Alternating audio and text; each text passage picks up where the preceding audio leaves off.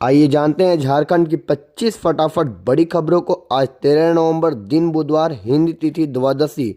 और हाँ दोस्तों, आपको पता होगा कि आज महापर्व चुनाव का दिन है। तो जाइए सबसे पहले अपना कीमती वोट निस्वार्थ भाव से दे लीजिए। तो पहले चलिए शुरुआत करते हैं अपनी पहली और महत्वपूर्ण खबरों से।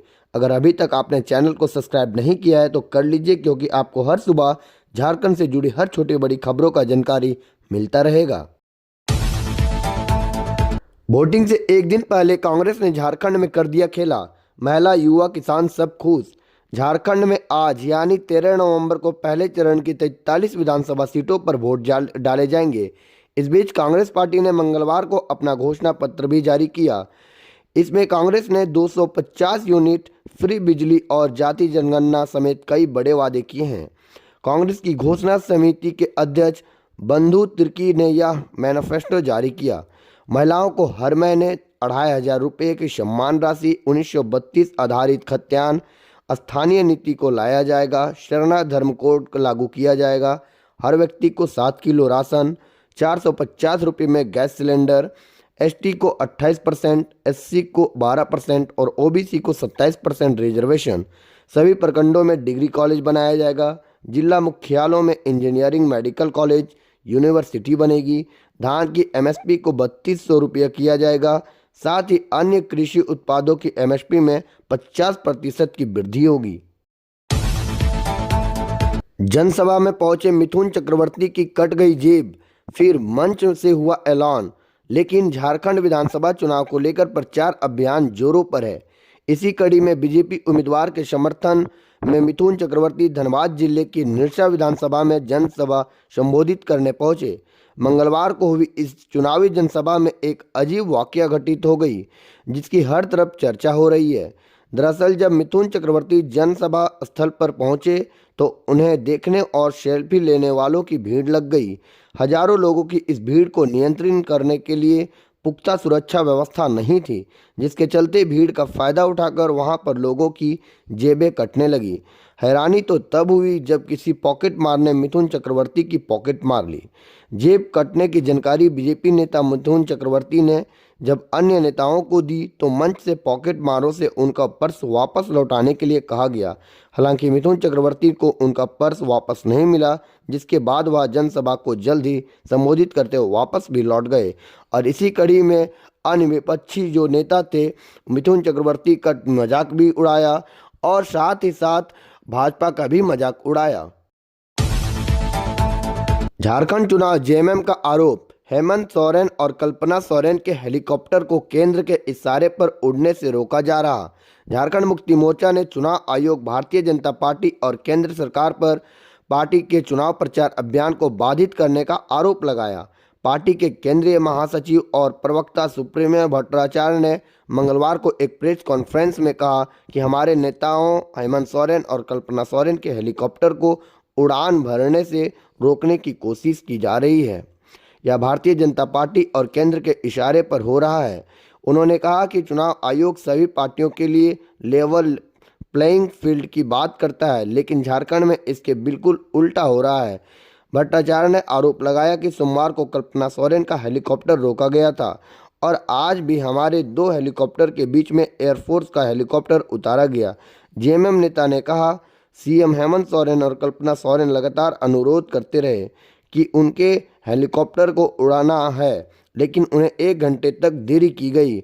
जेएमएम नेता ने मुख्य चुनाव आयुक्त राजीव कुमार का नाम लेकर कहा कि वे बराबर बराबर खेलने यानी सभी दल के नेताओं के बराबर प्रचार प्रसार की बात करते रहते हैं, लेकिन क्या यही बराबरी का तरीका है? या तो आप बराबर मौका देने की बात ना कहें या हेमंत सरकार को गिरफ्तार करवा दे ताकि बोल ना सके। उन्होंने कहा कि वे सब कुछ केंद्र के इशारे पर हो रहा है, इससे इनकार नहीं किया जा सकता। चुनाव आयोग अगर हस्तक्षेप नहीं करता तो यही करे कि 13 नवंबर को मतदान रोक दे और उन्हें सर्टिफिकेट दे दे। मैं चुनाव आयोग से कहना चाहता हूं कि कृपया हमें सड़कों पर उतरने के लिए मजबूर ना करें। और साथ ही कहा कि आप सभी देख रहे हैं कि किस तरह से राज्य में धरना बनाने की कोशिश की जा रही है। ईडी बांग्लादेशी घुसपैठ के नाम पर हमारे यहाँ छापेमारी कर रही है ताकि यह हेडलाइन बने। चुनाव के दिन हेडलाइन मैनेजमेंट के लिए एजेंसियों का इस्तेमाल किया जा रहा है। जेएमएम महासचिव ने दावा किया कि यह तमाम बाधाओं के बावजूद हम लोग पहले चरण की 43 सीटों में से 38 सीटें जीतेंगे। पूरे कोल्हान और पलामू में उनका सफाया हो जाएगा। बड़कागांव में अंबा प्रसाद और रोशन लाल के बीच कांटे का मुकाबला। जयराम की पार्टी भी ठोक रही है ताल। झारखंड विधानसभा चुनाव में खनिज संपदा से भरपूर बड़कागांव विधानसभा क्षेत्र एक हॉट सीट बन गई है। यहां पर पहले चरण में 13 नवंबर को वोट डाले जाएंगे। बड़कागांव विधानसभा क्षेत्र में होने वाले मतदान को लेकर जिला प्रशासन ने तैयारियां पूरी कर ली है। बड़कागांव विधानसभा क्षेत्र में कुल 456 बूथ हैं। साथ ही 3,86,000 मतदाता। मतदान के लिए कुल 2220 मतदान कर्मियों को ड्यूटी पर लगाया गया। सुरक्षा के मद्देनजर केंद्रीय अर्धसैनिक बल और झारखंड पुलिस की तैनाती की गई। सभी बूथों को सीसीटीवी कैमरे से लैस किया गया। यहां से लाइव मॉनिटरिंग की जाएगी। साथ ही पहली बार ईवीएम ले जाने वाले वाहनों को जीपीएस ट्रैकिंग से निगरानी की जाएगी। बता दें कि बीते 15 वर्षों से यहां पर कांग्रेस पार्टी का कब्जा है। इस बार बीजेपी ने बड़कागांव सीट को अपने खाते में लेते हुए आजसू पार्टी के यहां से लगातार उम्मीदवार रहे रोशन लाल चौधरी को अपना उम्मीदवार बनाया। एनडीए के एकजुट होने के बाद बड़कागांव में मुकाबला काफ़ी दिलचस्प और कांटे का दिख रहा है। बता दें कि सबसे पहले यहां वर्तमान विधायक अंबा प्रसाद के पिता योगेंद्र शाह ने काफ़ी अरसे बाद कांग्रेस का खाता खोला था। उसके बाद अंबा प्रसाद की मां निर्मला देवी यहां से विधायक चुनी गई। 2019 में अंबा प्रसाद ने यहां आजसू पार्टी के रोशन लाल चौधरी को 31,000 से अधिक मतों से पराजित किया था। पिछले चुनाव से एनडीए की घटक दल भाजपा और आजसू पार्टी अलग अलग लड़े थे। ऐसे में अंबा प्रसाद की आसानी से जीत हो गई। वैसिया तेली और कोई कुशवाहा बहुल इस सीट पर बीते 30 वर्षों से कोहिया कुशवाहा और वैसिया तेली समुदाय से ही विधायक बनते आ रहे हैं। वर्ष 1995 से 2009 तक यहां पर कोहिया कुशवाहा जाति से आने वाले भाजपा के लोकनाथ महतो लगातार 15 वर्षों तक विधायक बने।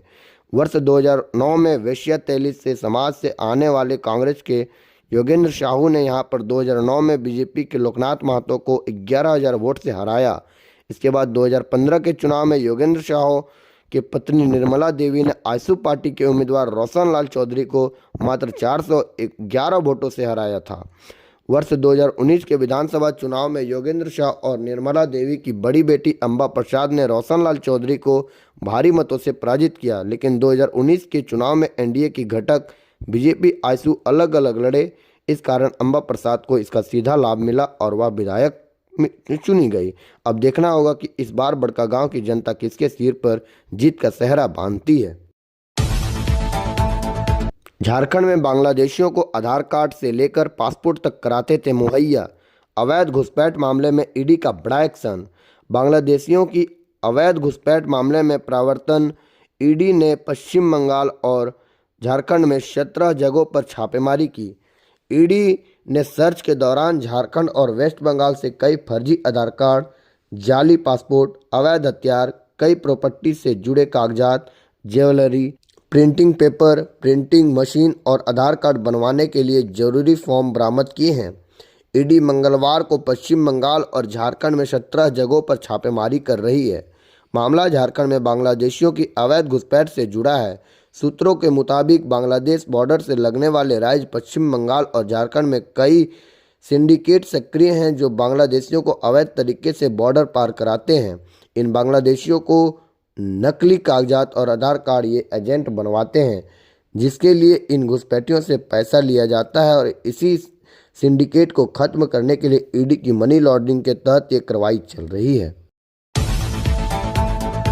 आज के लिए इतना ही दोस्तों, फिर मिलेंगे कल इसी सुबह। अगर अभी तक आपने चैनल को सब्सक्राइब नहीं किया है तो कर लीजिए सबसे पहले जाकर, और वीडियो अच्छी लगी हो तो लाइक कर चैनल को सब्सक्राइब जरूर करें। धन्यवाद।